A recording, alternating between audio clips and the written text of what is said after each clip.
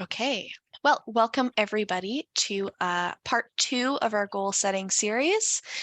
Today's workshop is financial literacy with Mike Reilly. And yeah, we're excited to have you here.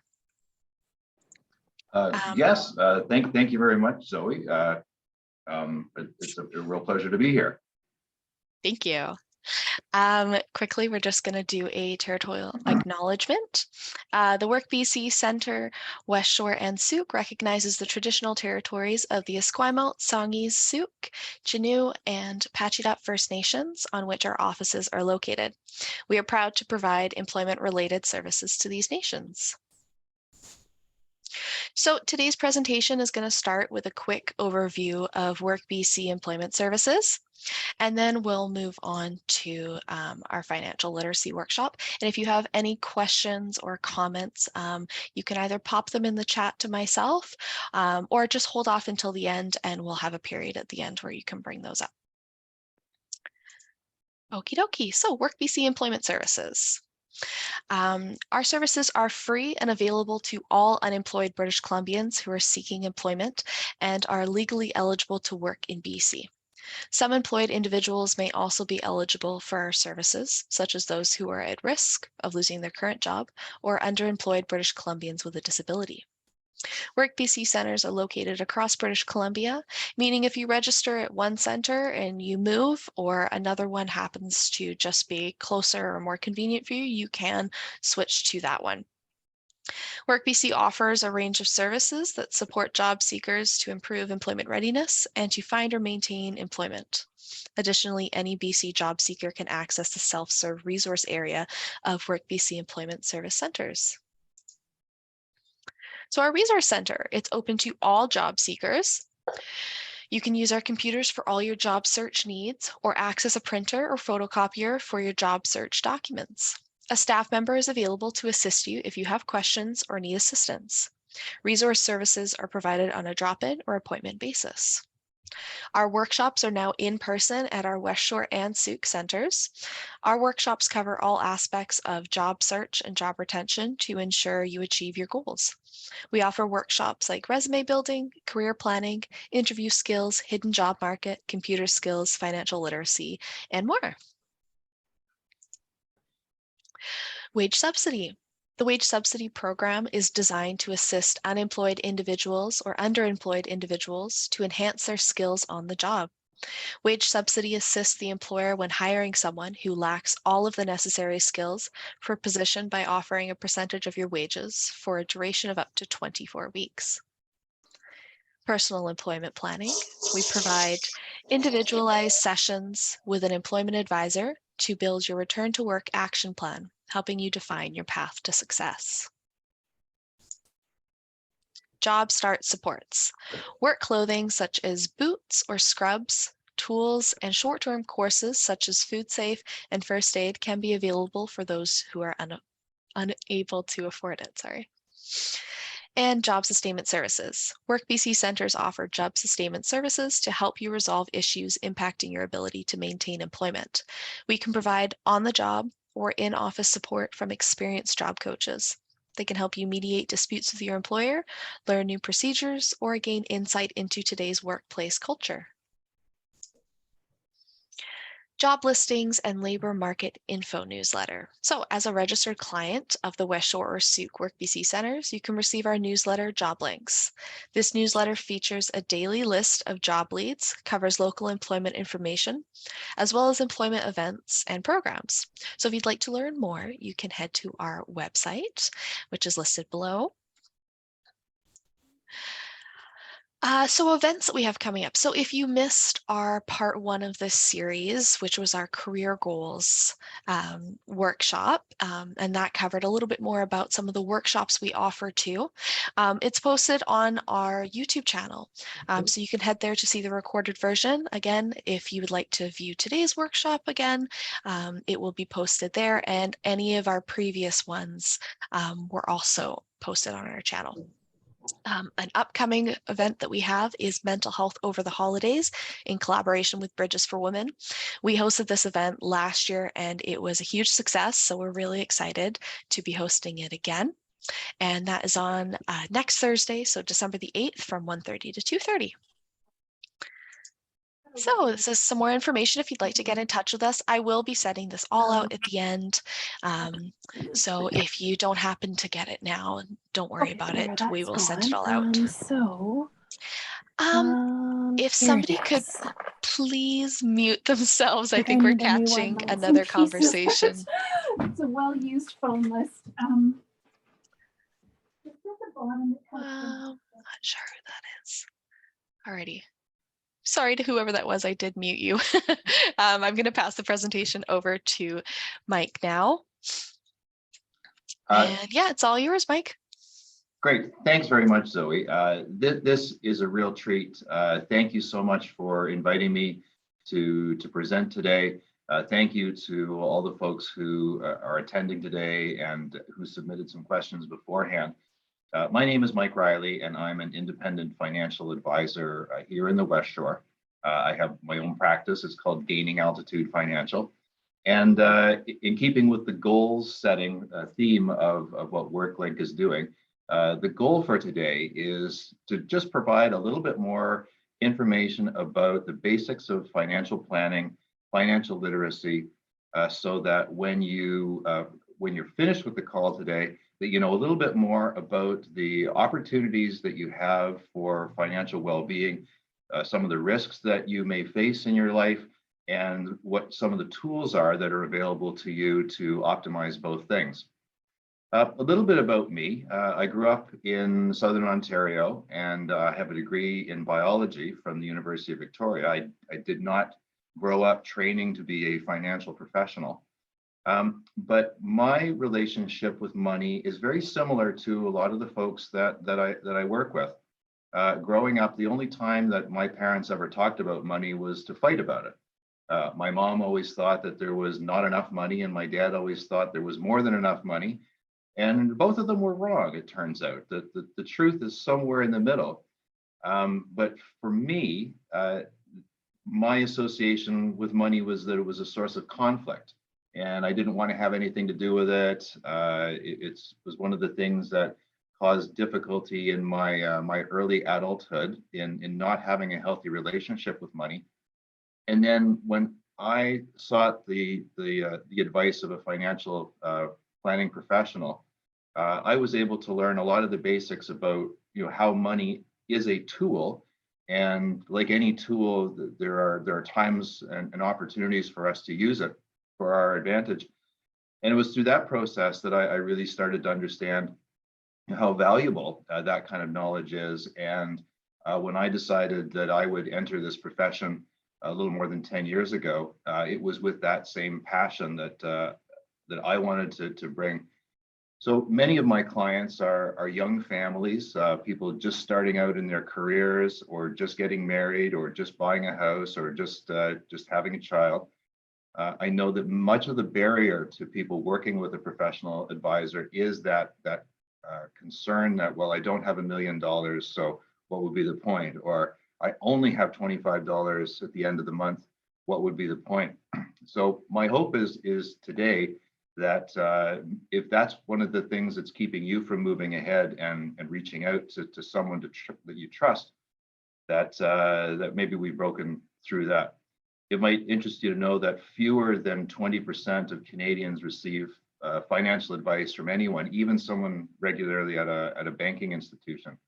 So most Canadians are sort of struggling along in ignorance, or shame or fear about their own financial situation. And it doesn't have to be like that. There's lots of terrific professional advisors out there that don't charge for their services, that put their clients' needs first. I sit on the board of advocates, which is our professional association. So I know that the advisors who belong to that have very rigid credentials and obligations. In addition to that, here in Victoria, I'm on the board of the West Shore Chamber of Commerce.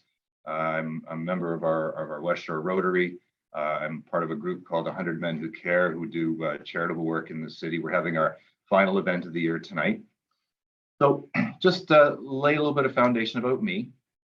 So what the first component of financial literacy. If you're looking to build a financial plan, you do have to have an income. So I know WorkLink, one of the great things that they do is helping people in that job search, that job realization, making sure that you're in a position to earn an income. It's very difficult to put together a financial plan if there isn't money actually coming in the door. So let's lay that as the first component. The second thing about being financially healthy is that you have to keep your expenses below your income. So sometimes, when I sit down with people, we have that conversation about, where are you with your relationship to money? Is there more month than there is money, or sometimes are you coming to the end of the month and there just isn't enough left? If that's the case, there's lots of great resources for you to be able to take a look at what your expenses are. Very often there's hidden things that people are not aware of. I know one of the questions that I received prior to the day was just some money saving tips. Perhaps the best money saving tip that I would give is being brutally honest with where you are spending. If I'm sitting down with someone who they feel that they just can't seem to get ahead, and they've got an income, and we take a look at their fixed expenses, so that's rent, loan payments, cell phone bills, the things that they have to pay for each month, and then the discretionary spending on top of that, how much you're spending on food, clothing, entertainment, etc. If it looks like if there's $2,000 coming in and $1,800 of expenses, well, then there's $200 that appears to be unaccounted for. So if that sounds like your situation, I would encourage you to track your spending for a couple of months and take a look. If you're someone that uses a debit card, you'll have those debit receipts. If you use your credit card for that, all of those things should be itemized. If you do go through that, 9 times out of 10, you can usually find quite a bit of money that just through unconscious spending is leaking out of your plan on a regular basis. If that turns out to be the case, great. Knowing that information, as difficult as it may seem to be sometimes, will set you farther ahead in being able to move forward with a financial plan. So what I'm talking about there is a concept called cash flow. Now, when I grew up, the conversation was a lot about budgeting. You just have to set aside a budget. I would ask for a show of hands, but I can't see anybody's faces. So, I'd ask how many people have put together a budget, and then of that same group, how many people have had a budget that failed after a couple of months, and usually a lot of hands go down. A budget tends to be something that is very restrictive. You've got so much money per type of expense on your spreadsheet.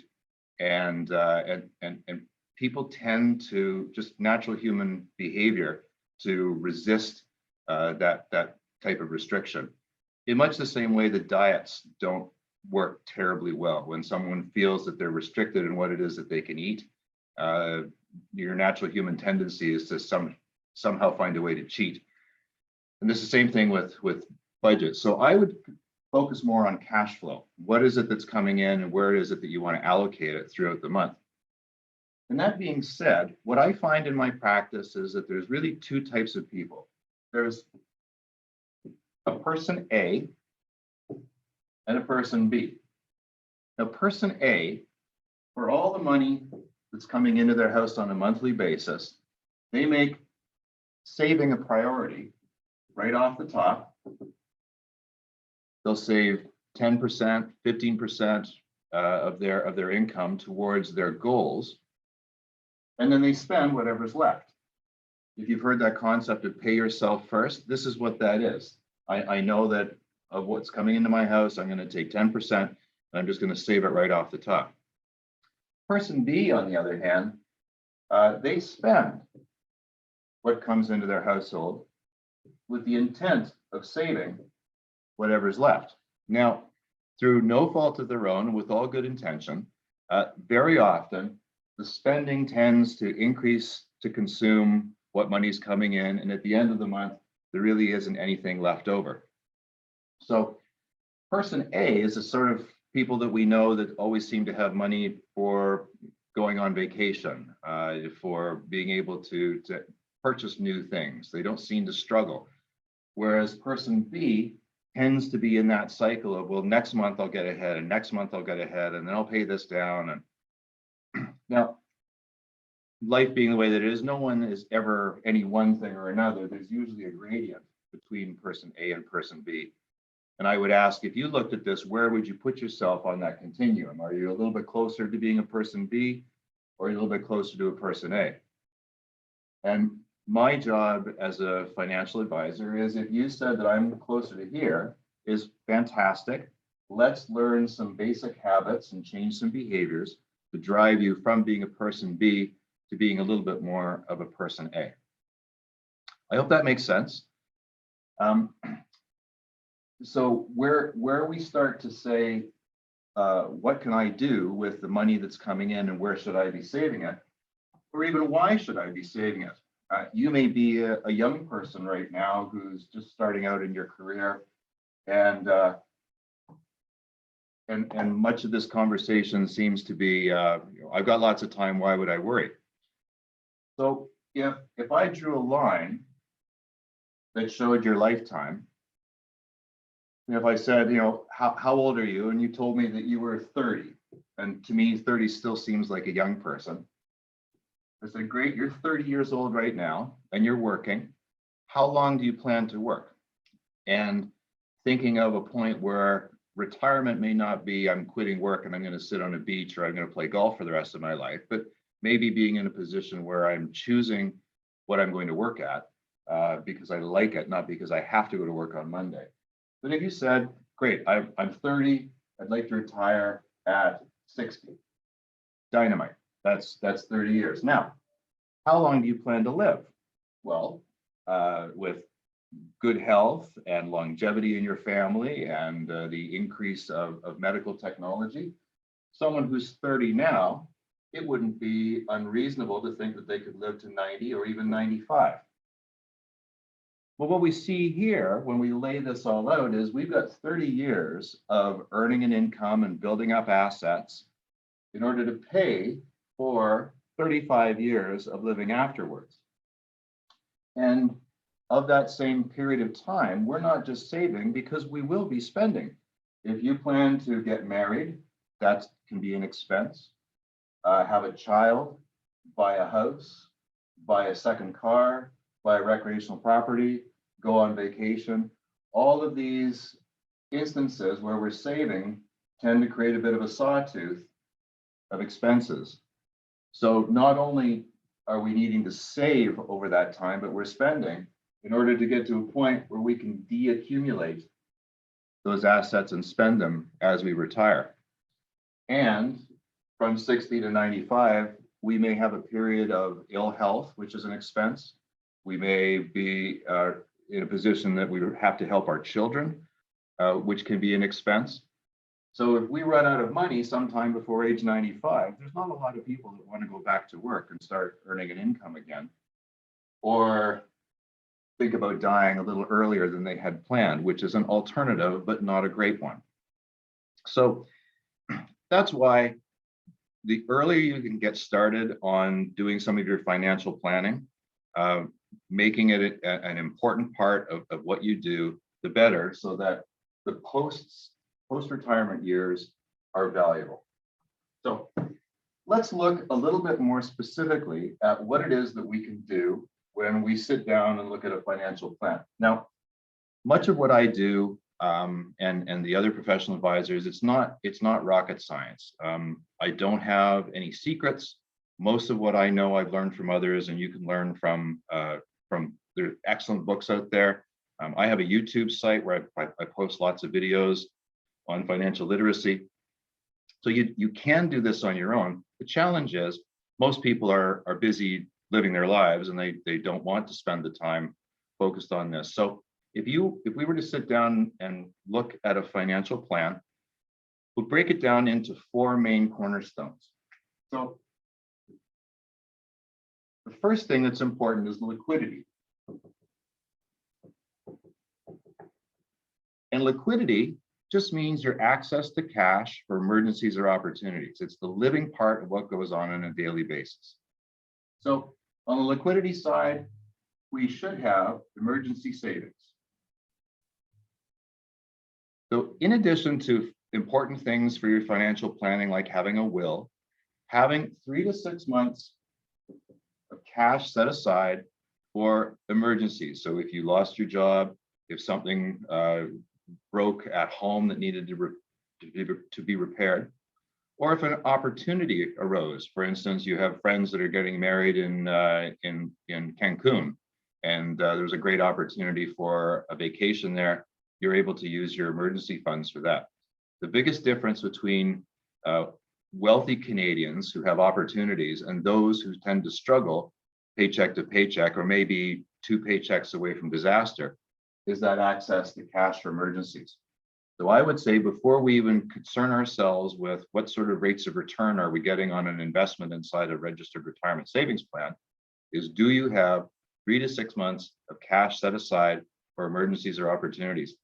And I will stress this, even if you have debt, paying off the debt without focusing on building up emergency savings at the same time is kind of like somebody who's trying to lose weight by dieting only and not exercising. You may end up being skinny, but you're a skinny weakling rather than someone who is fit and robust. So if I can pay down some debt, but I should also build up my emergency savings at the same time. So the next time an emergency comes up, I'm not back on that credit debt cycle. I'm actually able to use some cash that I have on hand. So inside our box here, we have liquidity of cash. We may have permanent insurance, which can have a cash value if that's a tool that you have, as and our tax-free savings account may also be a source of liquidity if we have that. So that's one box. The next box to look at is something called living benefits.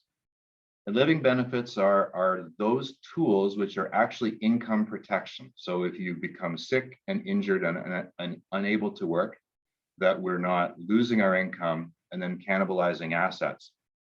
So the primary area for many people on living benefits is a group benefit plan.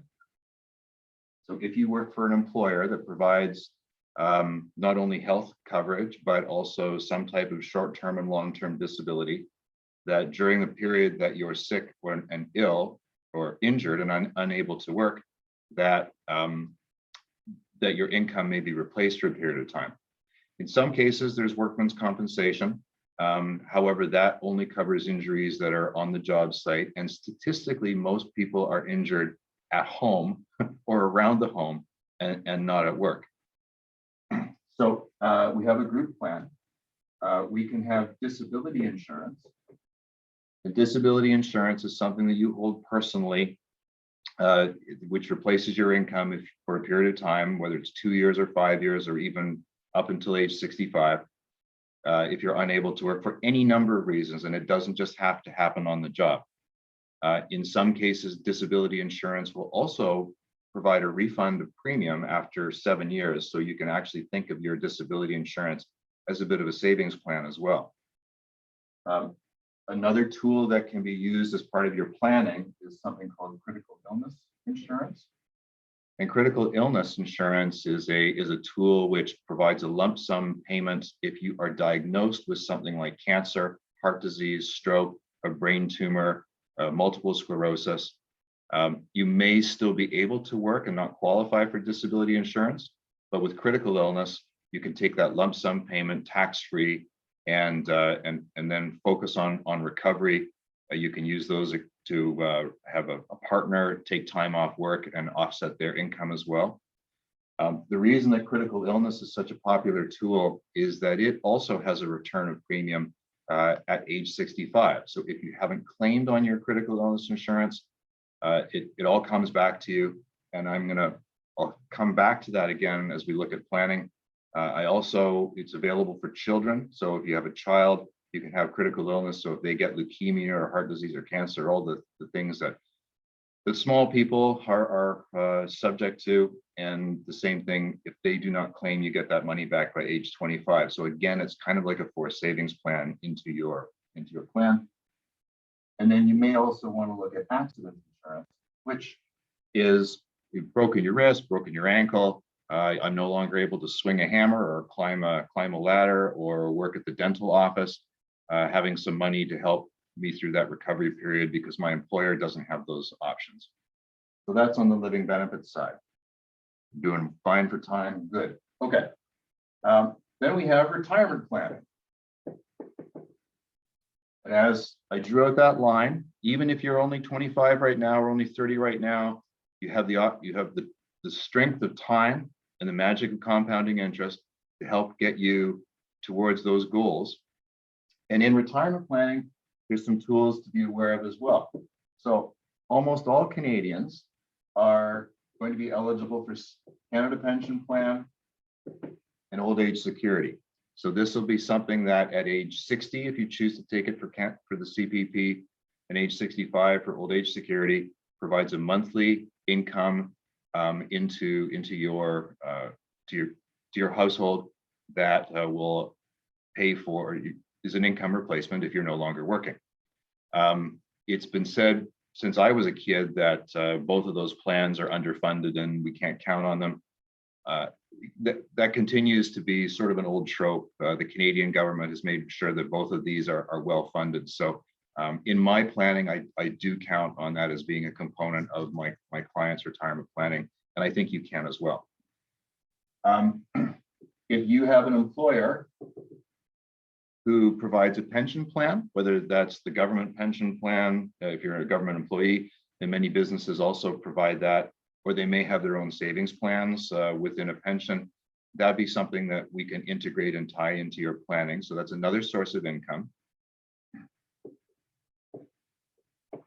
RRSPs, so a registered retirement savings plan, which is something that you would set up personally and contribute to personally and have the tax advantage of personally, is another source of income in retirement. The tax-free savings account is a tool which is also becoming more important in retirement planning as the eligibility for it every year increases. And I'm going to touch on that in a few minutes. So the TFSA has both it can be the liquidity, it can be retirement planning. The critical illness insurance may be part of your planning if we're looking at using the return of premium at age 65 for that. And we may also have, I have to go outside the box now. Permanent life insurance may be something that you have, which you can draw an income against in retirement as well. And finally, the last of the cornerstones of a financial plan is financial security at death. And it comes for us all.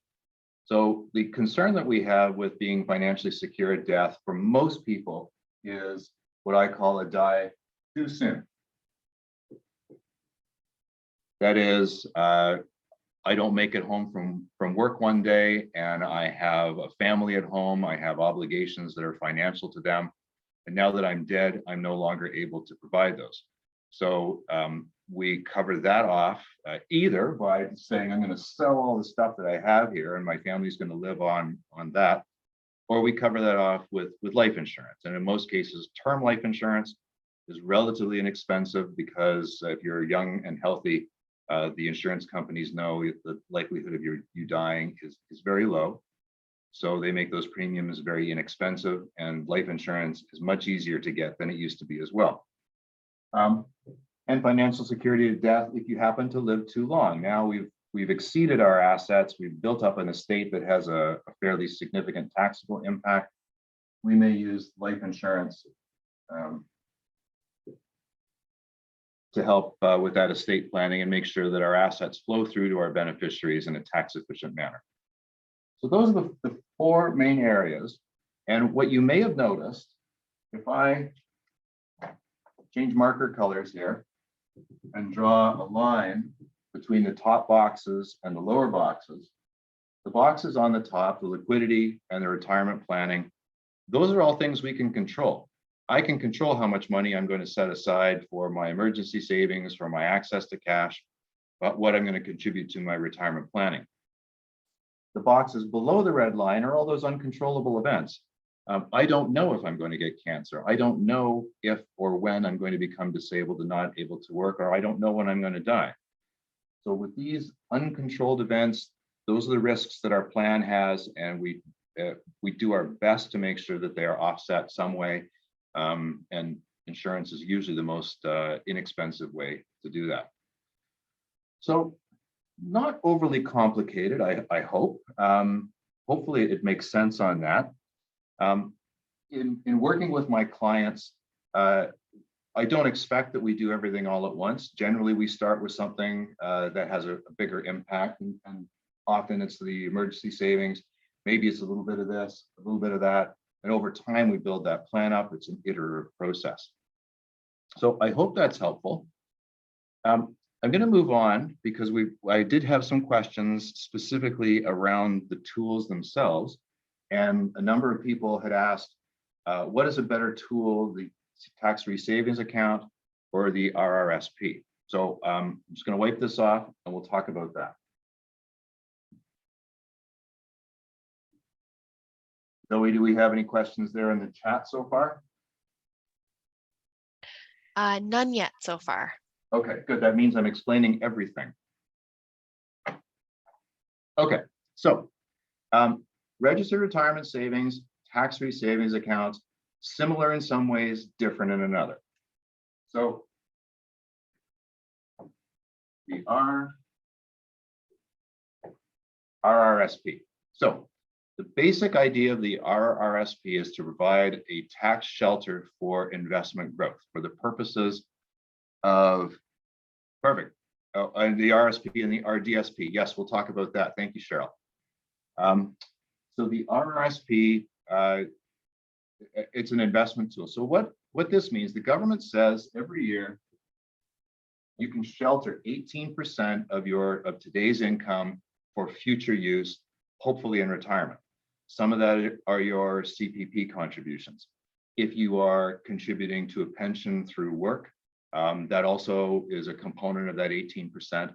And anything that you're not contributing there becomes part of what you can put into an RRSP. So most Canadians have anywhere between 6 and 10% of their income each year that's eligible to go into an RRSP. What does that mean? Well, it has, you get a tax deduction for contributing to an RRSP. And what that means is the government is pretending that that it's no longer your money. So if I put $1,000 into my RRSP, the government's going to say that money is no longer Mike's money, it's future Mike's money. And future Mike will pay tax on it when he draws it out in retirement. But because today Mike paid tax on it when he earned that money, we're going to give him that money back again through a tax refund. So if I'm in a 30% marginal tax bracket and I put $1,000 in, I'll get $300 back in my taxes. The expectation is I'm at 20% tax bracket in retirement and I'll only pay $200 on it at that time. So that's why we want to make sure when we contribute to an RRSP, we're doing so at the most optimal tax level. So tax deduction for making a contribution, no tax on growth. So inside an RRSP, it's just a shell. It's like a drawer in a filing cabinet. And inside that, you can have multiple different types of investments. You can invest in stocks, bonds, mutual funds, segregated funds, GICs. You can leave it in cash. You can have a combination of any of those things. I do plan to briefly touch on what is available for an investment, but if not, I will direct you to a video that I have on that. So whatever the growth is on that, if you're getting 5%, 10%, whatever that is, you do not pay any tax on it. So there's no erosion. It continues to compound. But you do pay tax on withdrawal. So remember what I said, future Mike, when he takes that money out, he's going to pay tax on it at that time. There's two exceptions to that. And one is if you are buying a house for the first time home buyers plan allows you to access money in your RRSP without paying tax on it, or if you're going back to school through the lifelong learning plan. But that's a little bit more than we can handle in the time that we have today. A tax-free savings account is a little bit different. So it doesn't have that same income test on it. Every Canadian is entitled to contribute $6,000 a year into their tax-free savings account. If you have not used one before, you have past years that you can catch up on. And I should say with the RRSP, if you don't utilize it each year, you can roll that forward and capitalize on the deductions down the road. Same with the TFSA. If you have accumulated eligibility, you can access that. There is no tax deduction though. It is all after tax money. If I put that $1,000 into my TFSA, I don't get any money refunded through my taxes. But there is no tax on the growth during the time that it's inside the TFSA. So whatever your investment in stocks, bonds, mutual funds, segregated funds, GICs, whatever tool you're using, you don't lose any, there's no expectation for taxation on that. But the great thing about TFSAs and why more Canadians are using it all the time is that there's no tax on withdrawal. I can take out $5,000, $10,000, whatever I have in there. I can use it for whatever purpose I need, and I can recontribute it if my eligibility is still there. So you don't lose that moving forward. So TFSA for most people that I work with is the area where we're starting for their investments, especially if they're in a low tax bracket currently. And the question on the RDSP, so a registered disability savings plan, RDSP, is a particular tool intended to help save for the future of someone who has a disability. So the first thing is you have to qualify for the disability tax credit. And this can be the individual, as if you're an adult, or if you have a child with a disability, you're saving for the benefit of that child. It's a lot like the other tools in that you can invest inside anything inside. There's lots of opportunities. It's just, again, it's an empty filing cabinet structure. There is no tax deduction for making a contribution into an RDSP, but there is no tax on the growth inside the RDSP. The other thing that the RDSP has, which makes it such a powerful tool, is it has a 300% matching grant from the federal government. So if I put $100 into an RDSP for, if I had a disabled child, for example, if I put $100 in, the government would put in $300, and now you got $400 inside that RDSP. The intent is to build up a fairly sizable asset so that can be used to help support someone with a disability in their later adult years, especially if they're not working. It is taxable on withdrawal, like the RRSP is, but it's taxable in the hands of the beneficiary. So again, if this is someone with a disability, it's very likely that they aren't working and they have a low marginal tax bracket. So the expectation that you're going to pay tax on an RDSP withdrawal is limited. The one difference is that there is a 10-year maturation on the grants. So if that $300 I described gets contributed into your RDSP, that money can't be accessed for 10 years or it has to go back to the government. So the RDSP is not intended for short-term use. It's not, you know, education savings. It's a lifelong contribution for someone down the road. There's also an RESP, and I don't know that we may have, actually, I think we're okay with time for that. So I'll just, so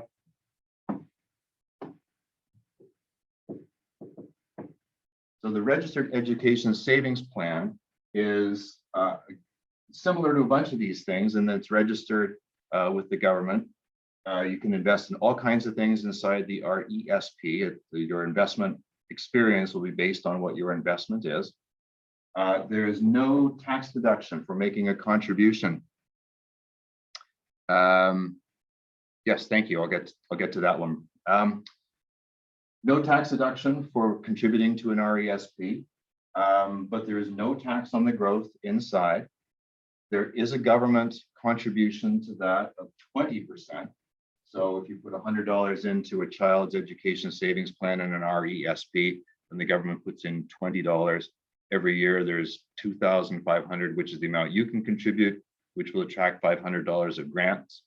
In addition, the province of BC has a one-time $1,200 grant when a child turns 6. So I have clients who have opened RESPs only for the purpose of getting that $1,200 grant. They don't even make their own contributions into it. We just open the account, make the application to the government, $1,200 goes into the RESP, and that's as far as it's gone. My expectation is that in time they'll start to contribute to it as well, but at least we get $1,200 towards that child's education simply by opening an RESP and making the grant application. It is taxed on withdrawal, but it's taxed in the hands of the beneficiary. So in many cases, that's a child at university, they may be in a low marginal tax bracket. So those are I'd sort of planned on doing these two, but we managed to get two other investment tools in here. So I hope that's clear. One of the questions that we received was, is your money safe in the bank during the recession, particularly RSP? I'm going to answer that question in two ways, depending on your definition of safe. So if by safe you mean, is the bank going to fail and am I going to lose all my money? The answer is no. Nearly every accredited financial institution in the country, whether it's a brick and mortar bank like the Bank of Nova Scotia, or an investment firm like Manulife or Canada Life or Investors Group, et cetera, their investments, the tools that they have through the fund companies, they are protected by the Deposit Insurance Corporation of Canada up to a certain level. However, depending on what you're investing in, they may not be safe. So inside your RRSP, if you are investing in stocks, bonds, mutual funds, segregated funds, the investment experience that you're going to have with those is entirely at the mercy of the market and the management of the funds. So if you're a very aggressive investor who's entirely put into natural resources or precious metals or very specific sectors, that volatility may be something that will erode your value. If you are a more conservative or balanced investor and you have a diversified portfolio, which I would love to talk about, but I don't think we'll have the time to get into that today.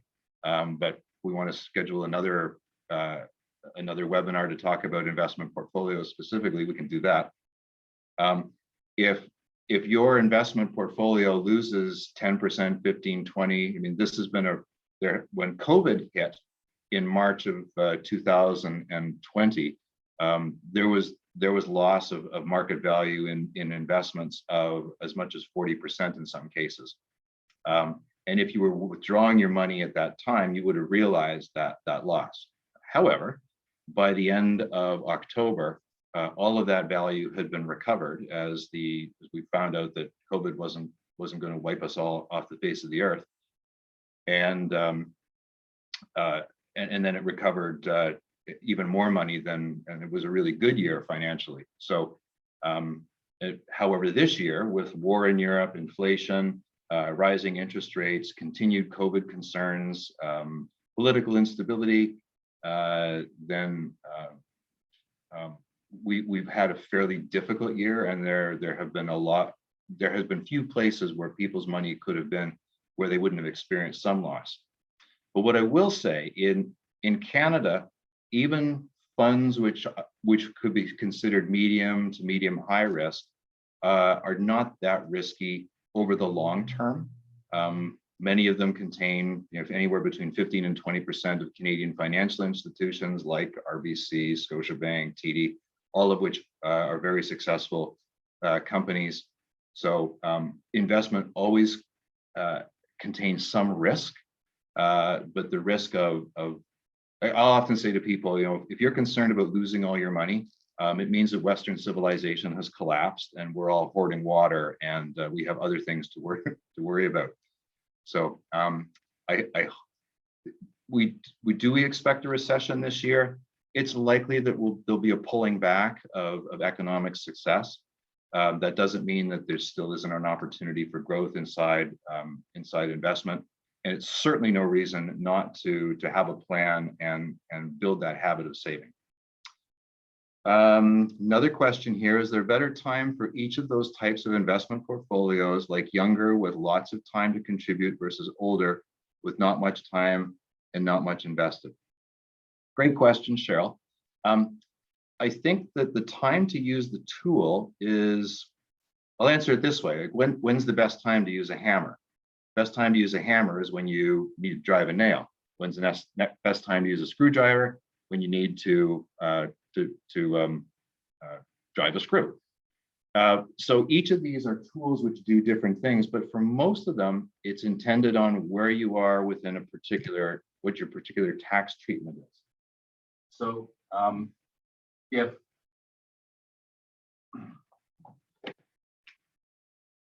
I need a darker mark, where's my black?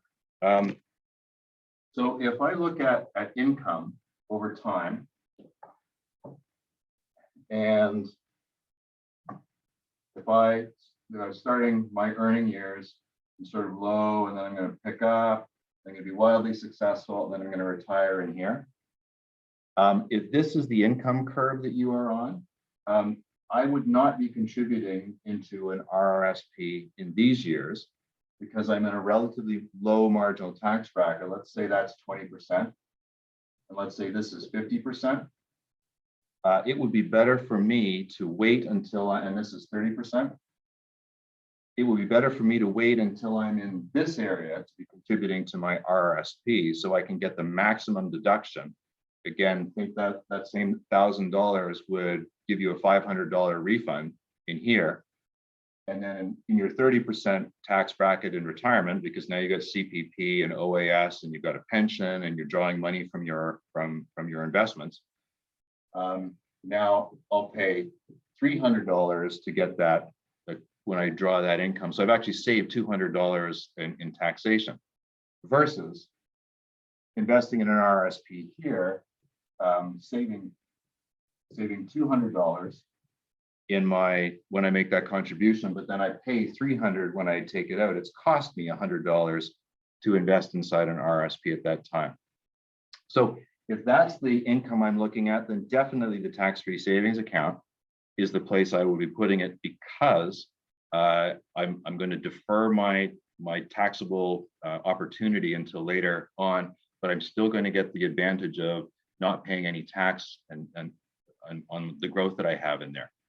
In terms of the time frame, the longer you have on your runway, so if you've got 30 years to invest before you need the money, you have an opportunity to invest aggressively, because it doesn't matter if the market's going to go up or down. As long as it goes up over those 30 years, you don't care what the increments in between are.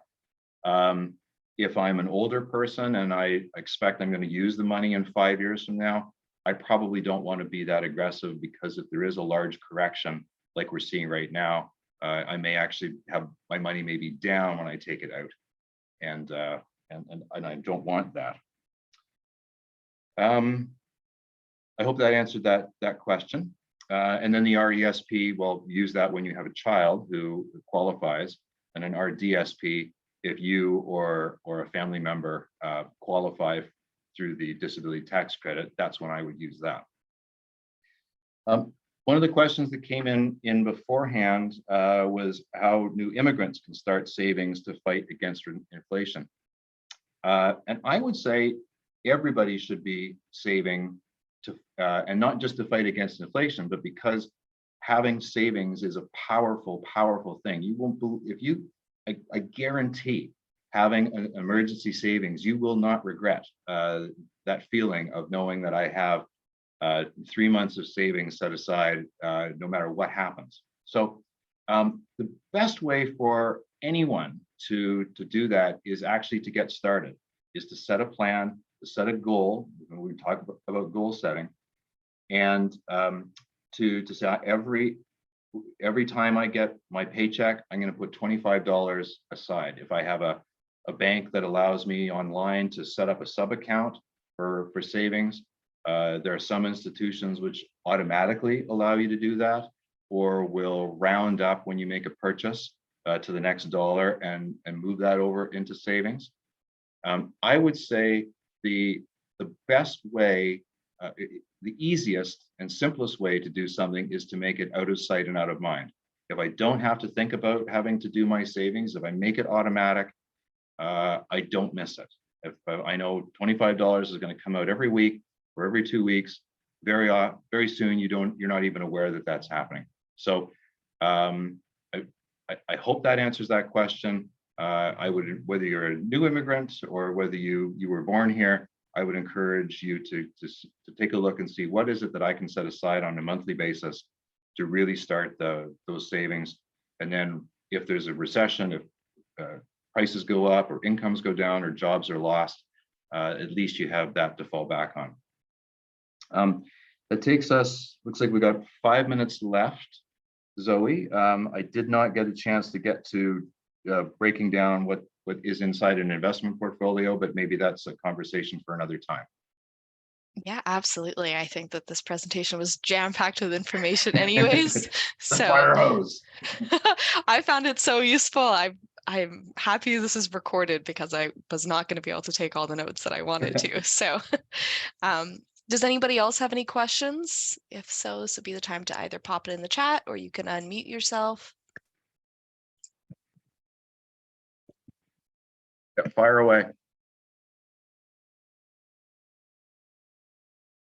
We can also provide contact details after the presentation if you think of something later on, or perhaps you're not comfortable sharing in the group.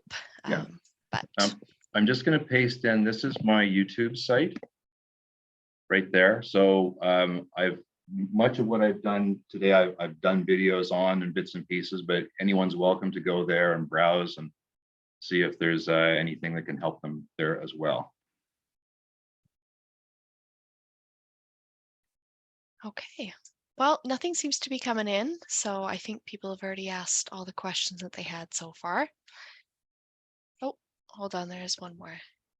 Is there a specific name for RESP that do not disappear if the child decides not to attend? Oh, fantastic question. I had this last night. I was sitting at a kitchen table. Clients had a baby in June and they wanted to set up the RESP. So, and yes, Tammy, I'm always open to a conversation.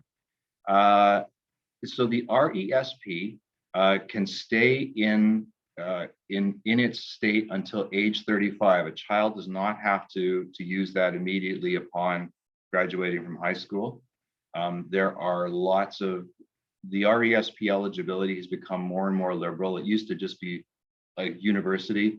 Now it's community colleges. My daughter just finished the vet tech program at Sprott Shaw, and she used RESP money for that as well. So the RESP stays in its state up until that child is 35. If they do not go to university, if they say, that's it, I'm never going to go to university, mom and dad, you can take that money back again and put it into your RESP. So there's no taxable component. You do have to give back the government grant portion though, which makes sense because it was intended for the beneficiary for school. But if your hesitancy is, we don't know whether our child's going to go to school or not, rest assured that there's no loss in contributing to an RESP in that specific case. So I hope that answers that question from Cheryl to everyone.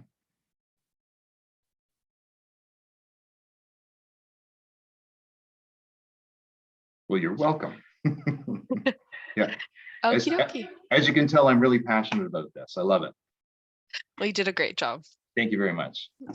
Okay, well, thank you, everyone. Like I said, we'll provide contact details and an email afterwards. Again, sorry for the hiccup with the Zoom link. And yeah, hope you all have a great rest of your day. Okie dokie. Take care. Bye-bye. Bye.